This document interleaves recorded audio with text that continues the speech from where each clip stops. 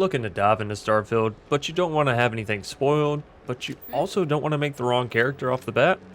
Well, this conveniently clicked video is for you. Today we'll be going through what's important and what may not be so pertinent for your first several playthroughs. So, let's dive in.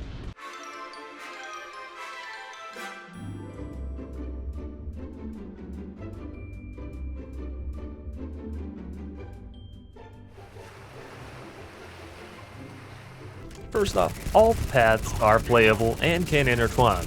If you think you might want to do something, definitely try it, because there are so many routes that you will find a way to make your character fit into this massive galaxy. What I mean is, if you want to play a rogue bounty hunter turning in contracts and headhunting across the galaxy, you can. I don't even need a gun. Likewise, if you want to play a kind-hearted bounty hunter who acts closer to an anti-hero, that path may be similar, but you'll see vastly different aspects and interactions in your journeys. Of course, bounty hunter isn't the only way to play. Try a silver-tongued diplomat who talks their way out of everything and never fights. But Terra Brew it is. Terra Brew would be a substantial purchase, but we fully intend to develop the Tranquility brand. Current projections are set to surpass Terra Brew within the next 5 years. T-Talk aside, allow me to introduce myself. Or perhaps a space berserker, hell-bent on dealing as much melee damage as possible and thirsting for more combat constantly. The choice is ultimately up to you, and the options are endless.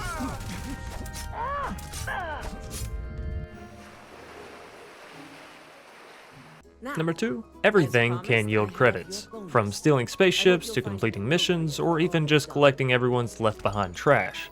So just find the method, or methods, you enjoy, and do those.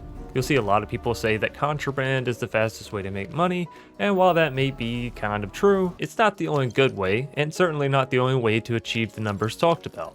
During a specific storyline, which I won't mention the name of to avoid spoilers / swaying your decision, you'll get 10,000 credits on back-to-back missions just for being good at what you do. Again, don't stress credits. They'll come in as you play, and you'll develop your own systems for profiting on the galaxy's treasures. Number 3, your ship's cargo hold is smaller than you think. And not actually, I mean the number is what it says it is. But what I mean is, once you start completing several missions and are looting everything under the sun, you'll soon realize there are so many materials that you want or need that your ship can quickly get bogged down. For this reason, I recommend setting up at least a temporary outpost just for holding all the valuables, so you just don't have to part with anything. Simply set up a beacon, then build a couple of storage containers, and voila. You just doubled your storage room without slowing your ship down or sacrificing any sandwiches. And pro tip, you can always remove outposts later, so you can come back whenever you no longer need this one and have a good home base set up and just take it all down. You'll get all the resources right back. Number 4, you don't find the missions find you. For the large majority in Starfield, at least anecdotally, I've not had to go looking for missions, rather quite the opposite. Just running through a town or city center will result in acquiring anywhere from 1 to 3 new side quests or activities to be completed. Most smaller missions are discovered through the simple thing called eavesdropping. As you walk by citizens, Susie may be telling Bobby about her friend in need, and boom, now you have a side mission to check on Susie's friend. Point is, you don't have to go find missions like in most games, and each mission, whether it's a large story progressing quest or just a simple single objective, are filled with unique NPCs just waiting to have their story be heard. Again, smell the flowers. And, maybe don't skip all the dialogue. Number 5, without giving away details, I will say that unlocking the ability to make the best spaceship or the biggest outpost are gated behind anywhere from 8 to 10 levels, and that's if you focus solely on achieving one of those goals. With this in mind, I recommend going slow and not allowing your goals to run or ruin your playthrough. Yes, you will eventually be able to build a death machine as a spaceship, or organize a massive interstellar resource gathering machine. But don't rush it, and enjoy the smaller upgrades along the way. Starfield is truly a game about the journey and not the end destination.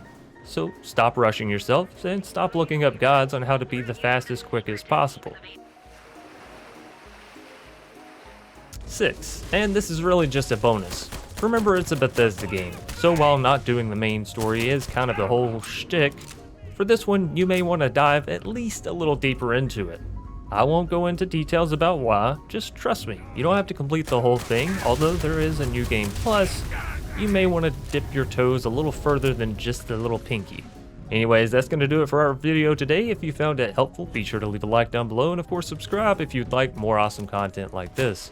We do have an active Starfield playthrough going on, so if you're interested in that, check out the channel. Until next time, as always, stay awesome, stay safe, and stay crafting.